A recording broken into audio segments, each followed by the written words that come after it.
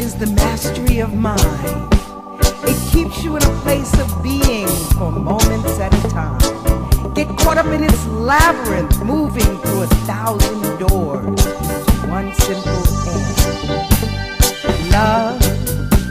I don't want anybody else telling my story for me because I don't think anybody really knows anybody else's story. You can do a lot of research. I know that Ethel Waters wrote her own story, His Eye is on the Sparrow. Nina Simone and Gloria Lynn, they wrote their story. But Ella and Billy, Dinah and Sarah, their stories were told by other people who may not have had all the inside information. This book doesn't give all of the information about my life, but it definitely is personal. It gives stories about me and the loves of my life, the children in my life, my parents, and then the musicians and the people that supported me like you and Tracy and China Vallis, a couple of DJs in Atlanta who really were very supportive of who I am. The poetry section is dedicated to people like you. And then the song book section is dedicated to people like Freddie Hubbard and Giovanni Mazzarino, who saw to it that my music was recorded. When you live in this business, you need to look back and see the things that you've done. And I think a book is the best way to do that. Well, what's in the book besides your personal life? What else can they expect out of this book?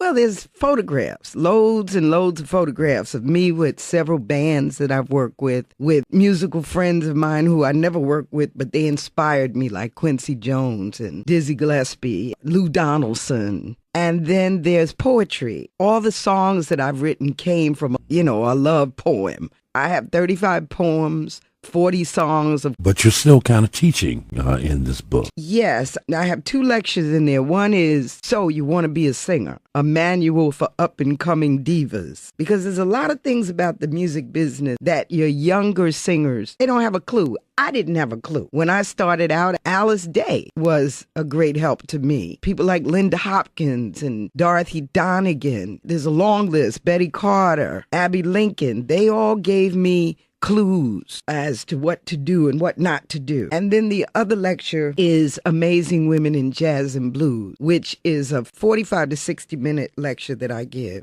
that includes song and history of women from Ma Rainey, Alberta Hunter, Bessie Smith, Ella. And I get such pleasure out of doing this lecture because at the end of it, I believe that the kids really do understand this legacy that the women in jazz left. Now, what made you come up with this? I think it's a great project. You're teaching about women in jazz. And as you said, you are also having the book, So You Want to Be a Jazz Singer. Right, the business of music. So you think because of your experience that made you write something like this? Definitely. Through the years, I've written articles, essays. Actually, my master's thesis was the cultural politics of commercial jazz. I interviewed you for that, and I interviewed Quincy Jones for that. And I put all of those interviews together and came up with the conclusion that I had to go to Europe because of the cultural climate around the business of jazz. Now, that's a story in itself, and that book is available, too. Oh, it is? Yeah. So you're saying this is not book number 1? No, that was book number 1, The Cultural Politics of Commercial Jazz. I call it a history of African-American jazz and blues because all the research that I did, most of the book were written by Caucasians. Very few books